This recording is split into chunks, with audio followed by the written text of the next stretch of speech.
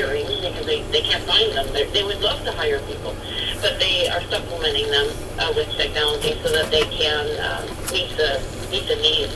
In this case, of the building, the construction firms, and the other folks related to construction. Which ideally would increase productivity. You're in Southern California, mindful of that, and that feels like ground zero sometimes, the supply chain problem. As you've seen those container ships off the coast. Give us an update on where it stands right now. Is it getting better? What are the prospects of it getting better? Where are the biggest problems? Well, unfortunately, it is not improving at any distinguishable pace. The problem is that we're misaligned. So our warehouses it's a system of systems, the supply chain. So the ports have a backup, as is obvious from seeing the news. However, even if they could, let's say they could use some of the money to automate the ports, that would be great. It would just get them one step further. Then you'd have to have chassis to put them on, and those manufacturers cannot keep up with making enough chassis.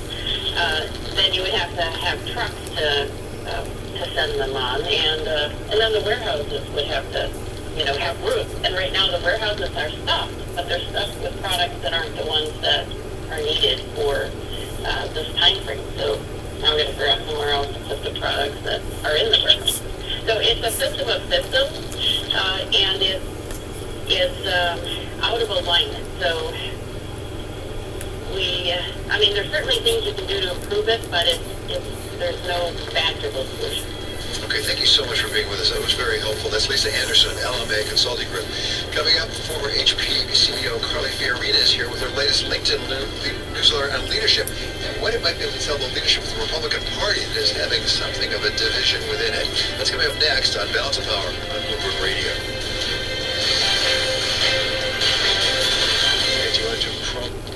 Bloomberg Business Time in the District 141. Now a look at local headlines. The Loudoun County School Board has reached a settlement with a teacher who was suspended after protesting the district's policy for transgender students. Leesburg Elementary PE teacher Tanner Cross spoke out at a school board meeting last spring, saying that calling a transgender student by their preferred pronouns would be lying to a child and sinning against God. Cross sued Loudoun Schools and Superintendent Scott Ziegler on First Amendment grounds last June.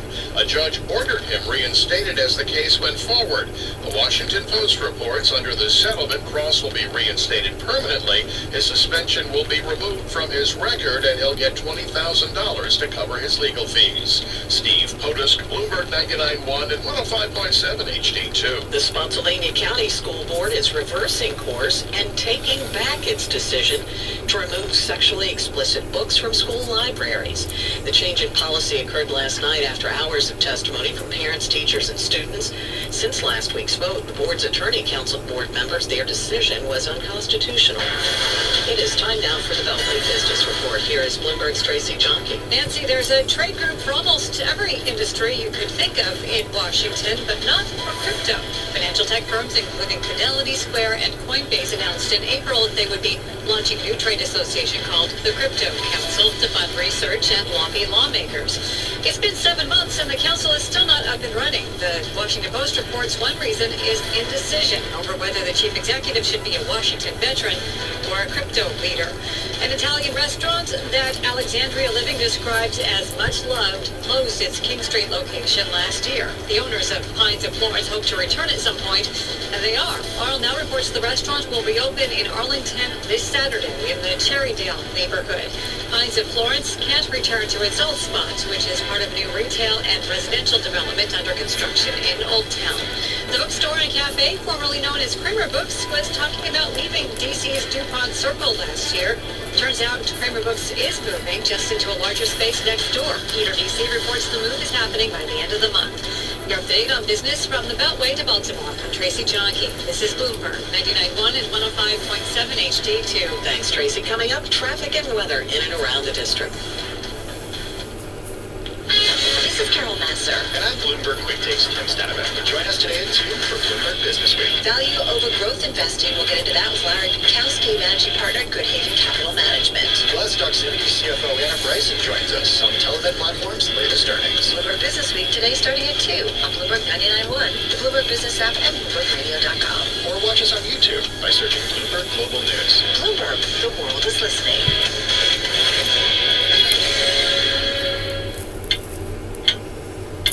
If you're having a business dispute, the process can be slow and drawn out, especially if you rely on litigation in the courts. You can wait for years before your case is resolved, and the longer your case proceeds, the more your case can cost. Not with the American Arbitration Association.